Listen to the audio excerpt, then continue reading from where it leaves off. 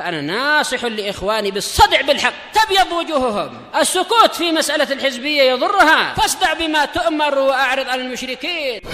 سلامي على دماج ورجالها والشيخ يحيى ودار العلم يا سعد بانيها. الحمد لله حمدا كثيرا طيبا مباركا فيه كما يحب ربنا ويرضى. وصلى الله على نبينا محمد وعلى اله وصحبه وسلم تسليما كثيرا. ثم اما بعد، اخوان الدين akramani wa akramakumullah, masih pembahasan panjang sampai oleh Syekh Abu Zaid dalam kitab beliau ini Hadis Madzhab, menarik nafas panjang tentang pembahasan yang mana penyebutan dalil-dalil berupa kitab, sunnah dan ijma untuk mendukung tentang materi yang sedang kita kaji, hajar dalam kekaidahan. Alhamdulillah telah kita selesaikan 2 bagian dari 3 bagian pada bab ini, penyebutan dalil kitab, penyebutan dalil sunnah, dan kita akan masuk pada penyebutan yang ketiga kali ini tentang hukum dari ijma.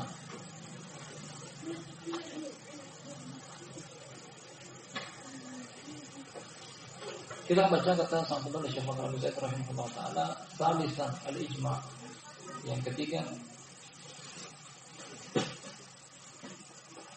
landasan hukum berupa ijma.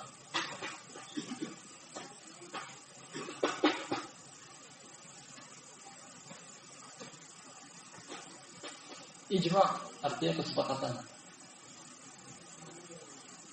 Sebagaimana mereka menjadikan ini sebagai landasan hukum yang ketiga setelah kitab dan sunnah. Terlebih-lebih lagi kesepakatan tersebut datang dari 3 generasi emas pertama, sahabat, tabi'in dan tabi'ut tabi'in. Artinya amalan ini dianggap sebagai landasan hukum ketika tidak ada perselisihan di dalamnya, tidak ada menyelisih. Terkhususnya ketiga generasi emas pertama tadi kita singgung di depan. Ada landasan hukumnya adalah bahwasanya ijma termasuk dalil dari surat An-Nisa, kata Allah Subhanahu wa taala, "Wa man yushaqiqir rasul min ba'di ma tabayyana lahul huda wa yattabi' ghayra sabilil mu'minin nuwallihi ma tawalla wa nuslihi jahannam wa sa'at masira." Kata Allah Subhanahu wa taala, barang siapa yang memisahkan diri dari Rasul setelah datang kepada dia penjelasan, datang penjelasan malah dia mengikuti selain Rasul. Wa yattabi' ghayra sabilil mu'minin, dan mengikuti selain jalan orang-orang mukmin. Nah, ayat ini turun 14 tahun yang silam. Yang maksudnya 14 abad yang silam. Di zaman Nabi sallallahu alaihi wasallam kemudian disebut tentang orang mukmin. Tidak lain dan tidak bukan kecuali orang mukmin di zaman tersebut adalah sahabat. Ayat ini melarang untuk menyelisihi mereka. Di sini landasan hukum bahwasanya kesepakatan para sahabat yang tak seorang pun menyelisihinya. Ini sebagai landasan hukum.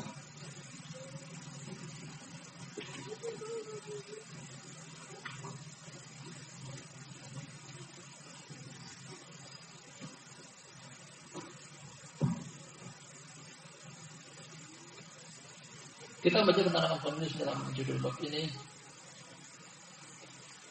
ijma atau kesepakatan tentang pemboikotan pelaku kebid'ahan. Artinya tidak ada perselisihan di dalamnya.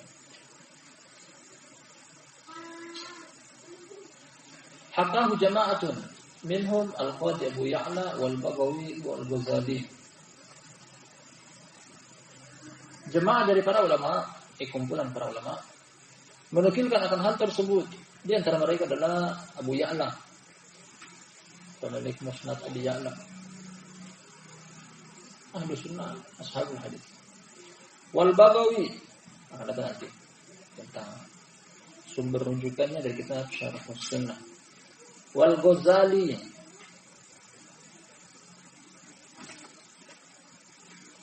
menukilkan tentang kesepakatan para ulama tanpa ada perselisihan di antara mereka akan boikotan pelaku kebidahan. Sisi kuatnya pendalilan dari ijma bahwasanya yang menyelisihi perkara ini berarti menyelisihi kaum muslimin.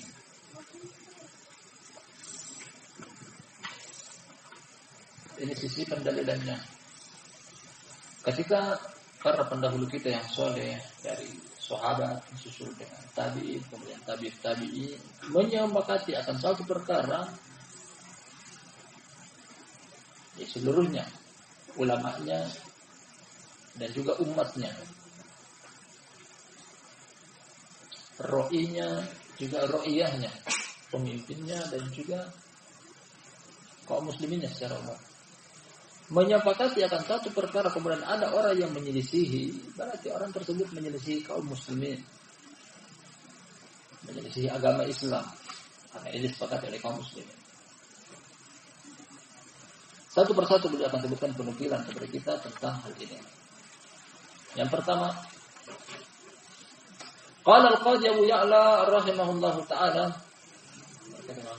Abu Ya'la, semoga Allah Ta'ala merahmatinya. Ajma'as sahabat wa tabi'una ala muqata'atil mubtadi'in. Sahabat dan juga tabi'in bersepakat untuk mengembargo ahlul bid'ah, pelaku bid'ah, memutuskan hubungan dengan mereka, muqata'ah. Dan lafaz ini umum,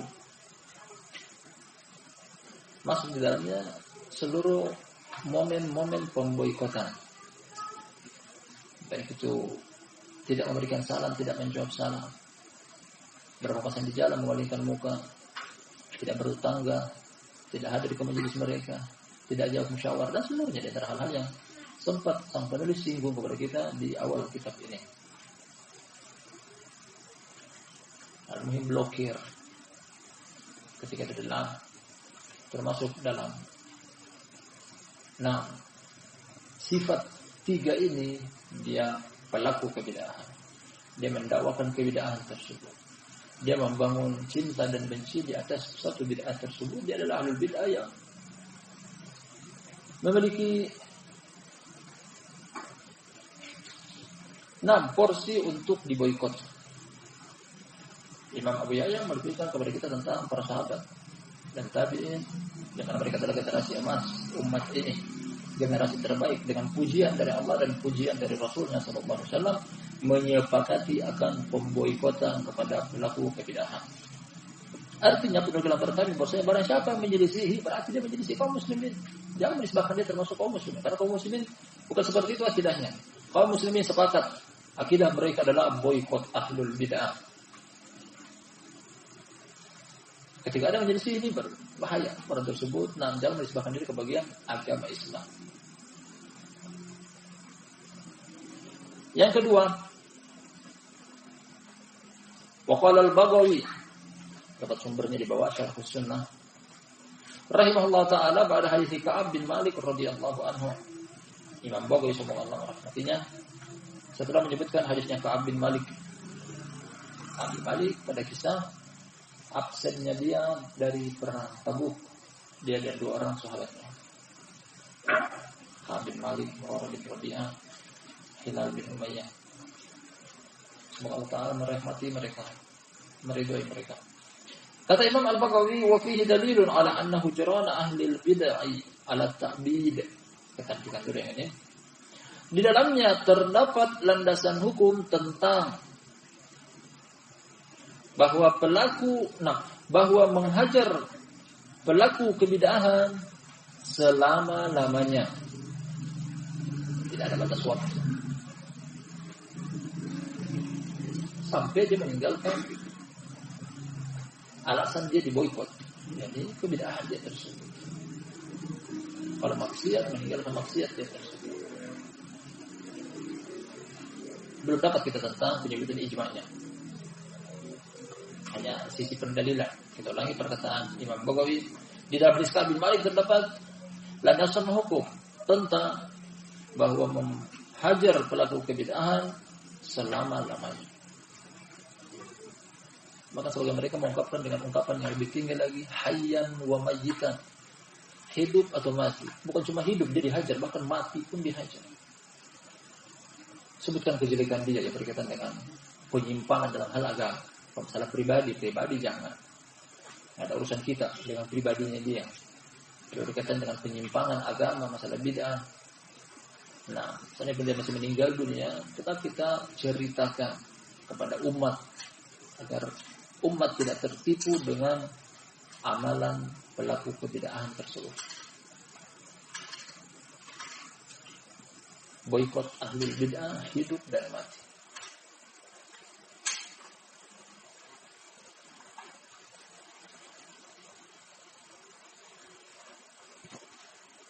Sebagai mereka mengungkapkan dengan ungkapan-ungkapan seperti ini. Nah, hajar ahlul bid'ah harga mati. Tidak ada toleransi.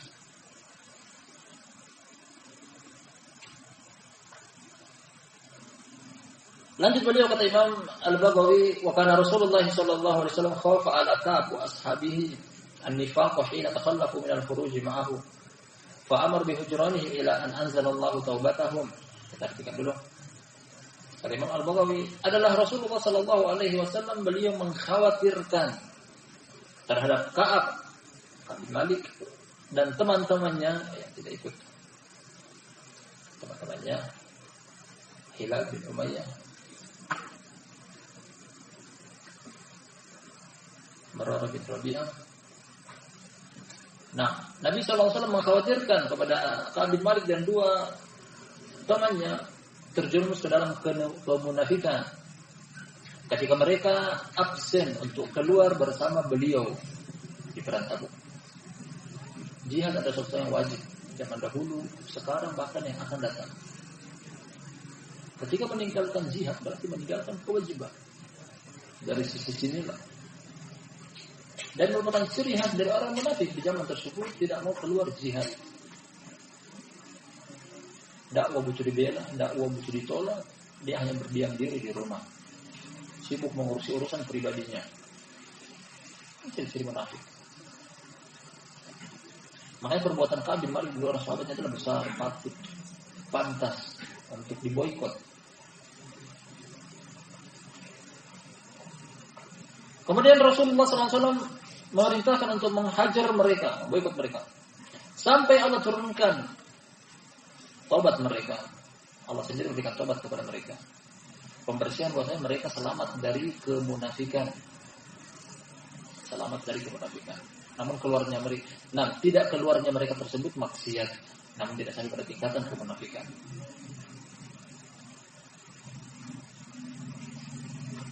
Bahkan Allah Subhanahu wa taala menegur keras Nabi kita Muhammad sallallahu alaihi wasallam dengan perkataannya, "Afallahu anka lima adzinta lahu hatta yatabayyana lakal ladzina shadaqu wa ta'lamu al-kadhibin." Allah menegur Nabi kita Muhammad sallallahu alaihi wasallam, semoga Allah mengampuni engkau wahai Muhammad ketika engkau memberikan izin untuk tidak hadir ke perang Tabuk kepada mereka, yakni kepada orang-orang munafik. Karena sebagian mereka sebelum keluar minta izin, ya Rasulullah keluarga aku sakit, aku tidak bisa ikut. Ya Rasulullah gagal. Hasil panen tahun kemarin gagal, aku khawatir kalau ini keluar lagi gagal lagi, aku makan apa? Sebagian mereka mengatakan, ya Rasulullah, aku orang yang nafsu birahiku tinggi. Ketika aku keluar berperang ke kaum Romawi, kaum wanitanya cantik-cantik, aku khawatir terfitnah. Alasan yang tidak logis sama sekali.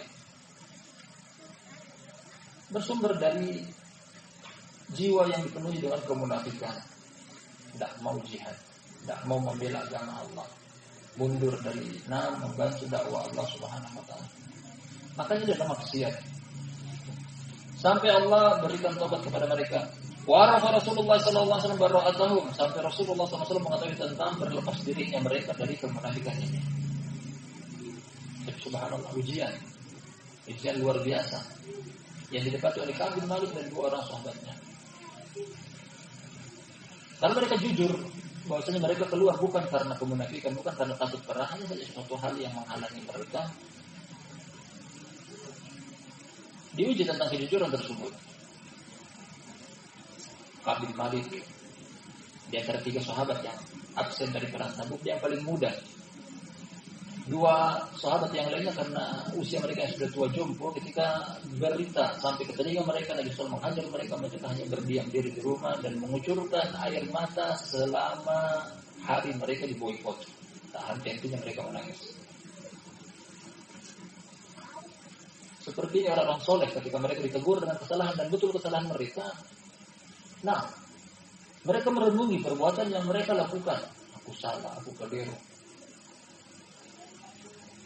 Ada pertanyaan gimana karena dia yang paling muda, dia keluar. Dia yang paling gesit, dia keluar. Ingin mencari tahu keadaan kaum muslimin. Dan dia dapati seluruh penghuni kota Madinah tak satu pun yang bermuka senyum kepada dia. Bahkan sepupu dia sendiri.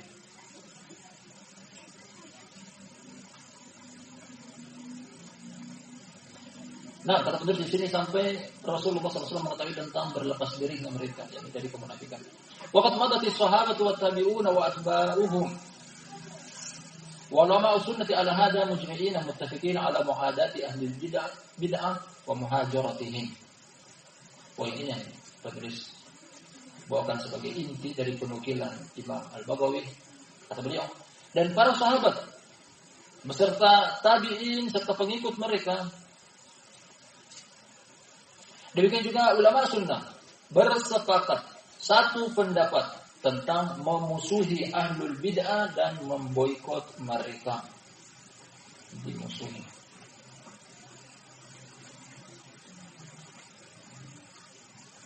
Kata Allah Subhanahu wa taala, humul adu fahdarhum qatalahumullahu anna yufakun. Ini konteks menceritakan tentang orang-orang munafik, mereka adalah musuh, waspada dari mereka. Nah, dan zaman kita sekarang munafik adalah ahlul bid'ah.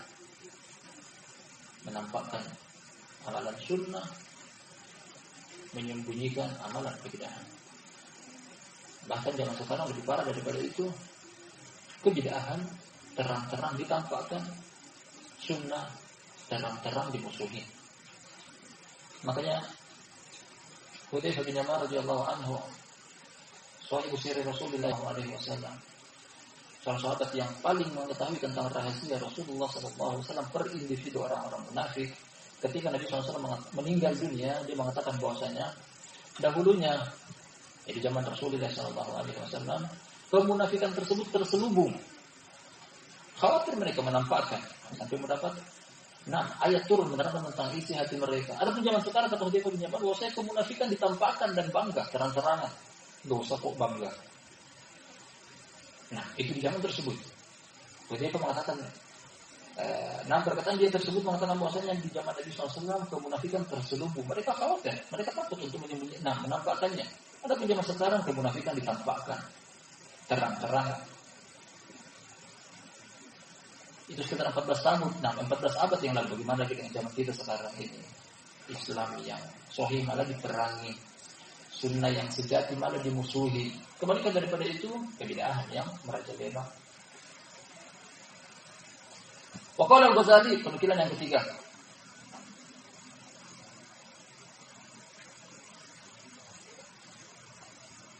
Rahimahullah ta'ala. Al-Ghazali, turuq as-salafi اختلفت في إظهار البغض مع أهل المعاصي وكلهم اتفقوا على إظهار البغض للظلمة والمبتدعة وكل من عصى معصية متعدية إلى غيره. Nah, kita belajar di dalamnya. Di dalamnya terdapat hikmah yang sesuai dengan kitab dan sunnah. Kata Ghazali, meskipun pada dia terdapat sesuatu dijuluki imam karena keilmuannya, wa illa dia di atas ilmu kalam. Namun di akhir hayatnya dia tarojuk dari ilmu kalamnya, kemudian mengakui bahwasanya aku berada di atas madhabnya imam. Dia berada di atas akidahnya Imam Ahmad bin Hanbal, ya, Ashabul Hadis. Meninggal dalam keadaan Sahih Bukhari. Artinya dia terujuk. Hanya saja tulisan dia yang terlanjur keluar dipenuhi dengan ilmu kalam. Para ulama mengatakan mesti waspada. Sampai membaca buku-buku dia sudah terlanjur keluar sebelum dia bertobat masih di atas mengkidah ahlul filsafat. Kata Imam Ghazali, metode salaf berselisih pendapat dalam menampakkan permusuhan kepada pelaku kemaksiatan. Pelaku kemaksiatan para ulama berselisih pendapat. Nanti akan datang di akhir apa yang maksud dengan perselisihan pendapat tersebut. Karena maksiat bervariasi, beraneka ragam. Ada maksiat yang hanya antara pribadi dia dengan Allah Subhanahu wa taala, ada juga yang maksiat menyangkut maslahat orang banyak, mengganggu orang, menyakiti orang lain. Maksiat. Ada juga maksiat hanya antara dia dengan Allah Subhanahu wa taala. Di sini perbedaan pendapat para ulama tentang menyikapi mereka. Terkadang juga maksiat ada yang dilakukan secara terang-terangan, ada juga yang sembunyi-sembunyi. Di sinilah perbedaan para ulama dalam menyikapi mereka. Perhatikan, ini perbedaan menyikapi pelaku kemaksiatan. Namun, lanjutnya, wa kullu muttafaqu ala idharil bughdi lidh-dhalamati wal mubtadi'. Namun mereka seluruhnya bersepakat, tidak ada perselisihan, menampakkan permusuhan kepada orang-orang yang zalim dari kalangan ahlul bid'ah. Ahlul bid'ah satu pendapat, tidak ada perbedaan. Jadi kalau pelaku kemaksiatan, ini dalamnya ada perbedaan pendapat. Dari sisi bobot maksiat itu sendiri. Karena maksiat bervariasi. Ada maksiat hanya dia dengan Allah Subhanahu wa taala, mungkin melakukan secara sembunyi-sembunyi. Ada maksiat dorornya sampai mengganggu orang lain. Tapi itu pun beda. Para ulama berbeda pendapat tentang hal tersebut. Ada juga maksiat yang terbilang besar, kecil. Ada maksiat mungkin dilakukan sekali hanya karena terdesak, ada yang dilakukan terulang-ulang. Ini menyikapinya pun beda. Lanjut dia lagi, wa kullu man asa ma'siyatan muta'addiyatan ila ghairihi. Ini pun sepakat. Kesepakatan masih pada hal yang kedua ini, yang tadi sepakat dalam hal memusuhi ahlul bid'ah. Kemudian sepakat juga pada hal yang kedua, yaitu seluruh pelaku kemaksiatan yang melakukan maksiat yang memiliki doror kepada orang lain.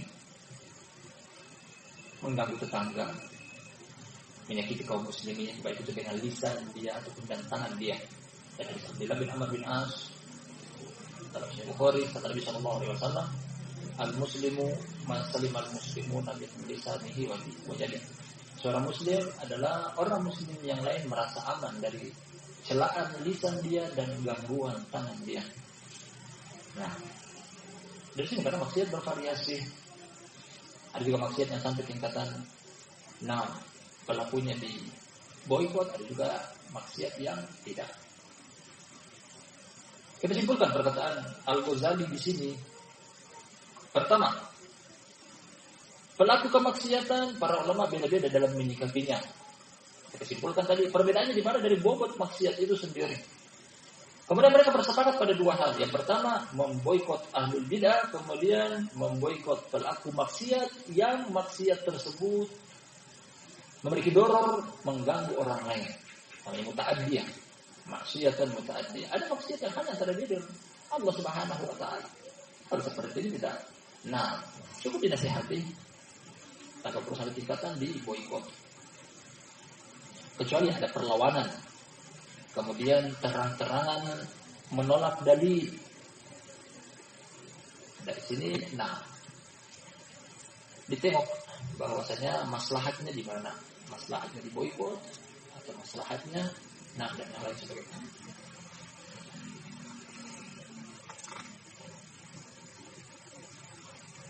Masya Allah, kawaid dari buku yang ringkas dan singkat ini kita dapat banyak sekali. Selain lebih spesifik kepada pelaku kebid'ahan, pun boleh terangkan kepada kita tentang memboikot ahlul ma'asi, pelaku maksiat, yang belum tentu kita dapati dari buku-buku yang lainnya. Karena beliau pun menyinggung di depan, sang penulis Syekh Bakar Abu Zaid menyinggung bahwa pihak-pihak yang pantas untuk diboikot adalah yang pertama kafir dan musyrik. Kemudian pada tingkatan kedua adalah ahlul bid'ah. Kemudian yang ketiga pelaku maksiat, dan beliau menerangkan kepada kita hal-hal tersebut ke semuanya.